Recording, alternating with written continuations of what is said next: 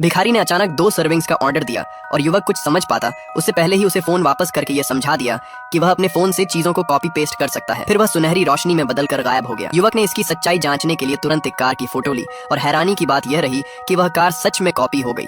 इसलिए वह जाकर उस पर बैठ गया। तभी एक खूबसूरत महिला आई और गुस्से में उसे कार से उतरने के लिए कहने लगी, लेकिन उसने चालाकी से कहा कि उसने अभी अभी यह कार खरीदी है और उसकी अपनी कार पास में खड़ी है। जब महिला ने मुड़कर देखा तो सच में एक कार सामने खड़ी थी, जिससे वह चौंक गई और उसे अपने साथ आगे ले गई। यहीं उसे पता चला कि वह महिला एक सोने की दुकान की मालिक है। इसलिए उसने मौका देखकर सोने की ईंटों की फोटो लेने की बात कही और जैसे ही महिला वहां से हटी उसने पूरे डिब्बे की सोने की ईंटें कॉपी कर ली। इसके बाद वह उसी दुकान पर गया और वह सारा सोना बेच दिया, जिसकी कीमत 1 मिलियन थी। उसने नकद पैसे लिए और घर पहुंचते ही उन्हें बाहर निकालकर फिर से अपने फोन से कॉपी कर लिया, जिससे वह पल भर में करोड़पति बन गया। दुनिया का सबसे अमीर आदमी बनने के इरादे से उसने दोबारा उस महिला से संपर्क किया और उसके गोल्ड स्टोर को देखने की इच्छा जताई। महिला उसे अंदर ले गई, जहाँ चारों तरफ सोना ही सोना था। इस दृश्य को देखकर वह हैरान रह गया और मजाक में बैंक लूटने की बात कह बैठा, लेकिन वहाँ मौजूद लोगों ने उसे मूर्ख बताया और कहा कि वह बिना सोचे समझे चीजों को देखता है। माहौल अजीब हो गया, लेकिन उसने खुद को संभाला और सोचा कि उसे अपने लक्ष्य पर ध्यान देना चाहिए। इसी दौरान अलग अलग लोग उसकी बातें कर रहे थे। कोई उसका मजाक उड़ा रहा था तो कोई उसे अपमानित कर रहा था। किसी ने उसे कुत्ता तक कह दिया, जिससे वह गुस्से में आ गया, लेकिन उसने खुद को शांत रखा